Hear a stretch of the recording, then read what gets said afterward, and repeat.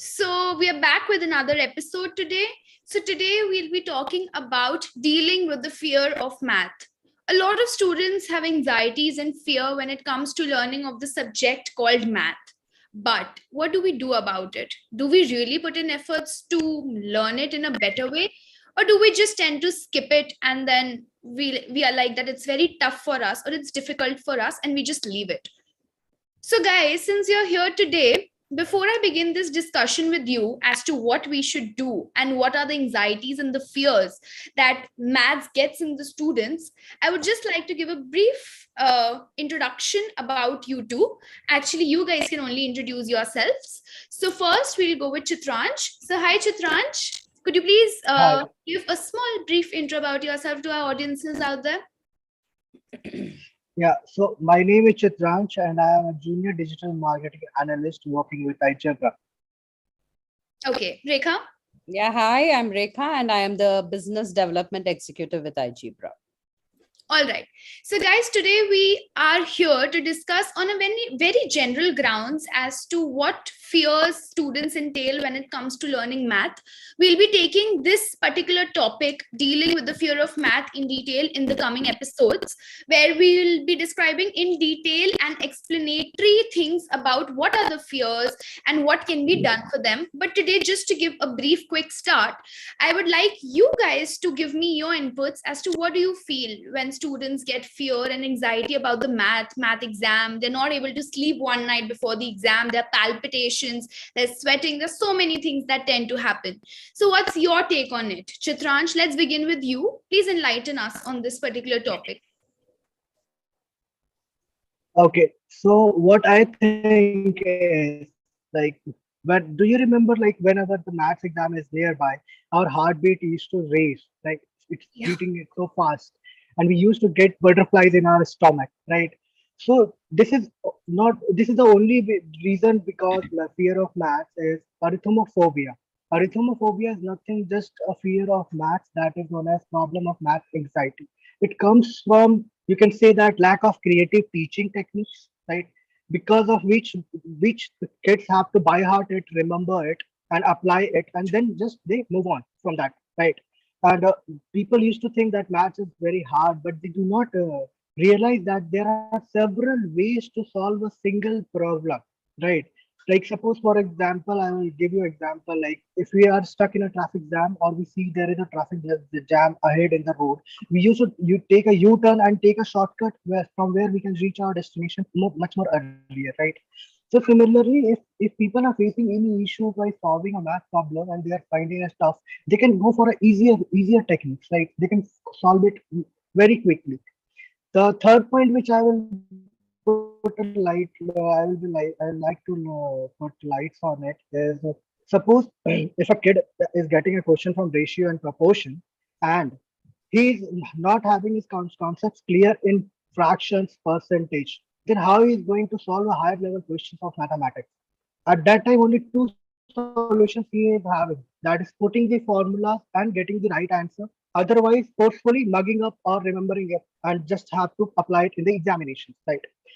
And what we usually do, we used to read or study one day before the examination, right? That is known as eternity. But maths is a logical language. It needs practice, patience, perseverance. And the most important, just the my main point I want to focus is like we used to get a thought why we need to study maths, why we are studying this language, this subject, right? This is because the kids are unaware about the correlation between mathematics and the real world. Actually, mathematics can help them in taking this better decision of their life, doing solving reasoning problems in much better ways, and more common sense can be developed slowly. It is actually not an intellectual problem; it is a emotional problem, which I feel. So this is what I think on it. Great. Chitransh, I think that was very well quoted and very well said. I also remember the days when we had butterflies in our stomach before the exam date. Possibly why students develop a fear is because the base level is not clear. When your very base, the very concept of a particular thing would not be clear, it tends to develop that fear which keeps piling up and eventually there is that point in the life where you can do actually nothing about it. So that's how everyone does things. Like as kids also, we used to just learn it if it's a simple thing, because we know this is going to come in the exam, so you just learn it, get marks. But I think math is something which is much more Yes. than just getting marks. So that was a very well given example, also talking about the ratio and the proportion. There need to be enhanced techniques, there need to be enhancement as we move ahead in our lives. So let's see now what Rekha has to say on this. Uh, I feel that, there is a fear of math, not only in children, but also in adults. Let's say all of us go for a lunch party. I'm just giving a situation. We are about seven, or let's say seven friends who went for a lunch party, and the waiter gets the bill. And let's say he's coming towards me and I have to, divide it between the seven of us. I'm already having butterflies in my stomach. Okay. Example number one. Example number two, I have my, maybe, my domestic help who's coming and who's asking me certain calculations, and I'll be searching for my mobile phone, and he is actually mentally doing the calculation and giving me the answers. I'm already having anxiety. I'm thinking that, oh my God, he's quickly solving those. He's calculating so fast in his head, and I'm looking for my phone. So the phobia is always within us, the phobia of math. I feel the basic reason why this is happening with us is it starts from school itself. Correct. See, when so many kids are sitting in a classroom, what is happening? Each child is of a different IQ. True. We all can't perform the same way. In Right. other subjects, there is no need to perform and prove. You just need to listen, and in here and there, you just need to give your answer. But in mathematics, right from the time the instructor steps in, you know that anytime he can look at you and ask you for the answer, and you have to solve and show. So you are under tremendous stress, and somebody or the other will positively answer before you can answer. True. Because their IQ is a little better than yours. Not that you are dumb. Maybe when it comes to numbers and mathematics, you're a little slow. You're slow, not dumb. Okay, but that hits you on your confidence. Suddenly you feel very low that, oh my God, everybody's answering except me. Maybe I'm very good at art. Maybe I'm very good at other subjects, but nobody appreciates. Immediately they will relate my intelligence to my numerical capacity. Yeah. So that is where, the fear starts. It starts in the classroom. When they come to the parents, what is happening? The parents also will immediately say that, no, you did not focus, you did not concentrate. They'll call for tutors. Now those tutors, they themselves have phobia.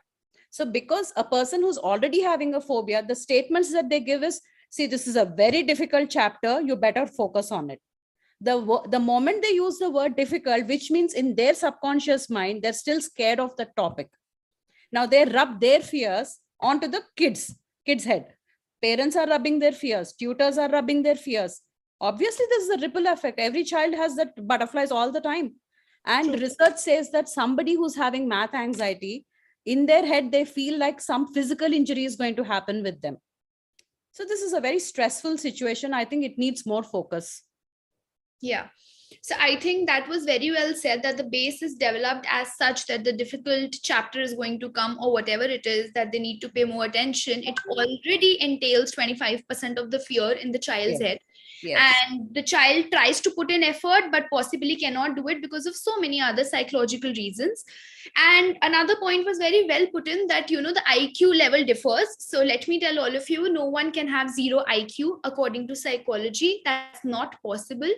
Everyone has different level of the IQ, and everyone has differences in the intelligence that we have in different domains. For example, in linguistic, logical, spatial intelligence, there are many types of intelligence like that, where everyone has a different quotient. So of course, that's what makes us different and unique from each other, which should be respected. Absolutely. And also, adding to this, IQ is something which can be enhanced over time. It's something which is not stagnant. So when we put pressure on someone, of course, the performance anxiety comes up, and it deteriorates the entire performance of the child. And also, like you were mentioning about the bill and the how you have to use calculators for small things, I think that's very true. We don't even want to use our brain muscles for that, brain cells for that. We just take the calculator and we'll just divide it, because it does it in seconds. And the root cause is apprehension. The root cause is you don't have confidence. It is simple addition that you have to do. but where is your confidence? Correct. Exactly. That's the problem. So many people are not ready to acknowledge this problem because of fear, anxiety, embarrassment, guilt, or so many reasons. So you guys tell me that how to overcome it. We know the problems now. We all experience it, but no one wants to talk about it. So let's just talk about the solutions now. Like, what do you guys think? Of course, we are taking this in detail in the coming episodes, but just give a glimpse as to what our audience can learn from how to overcome these fears and anxieties when it comes to math.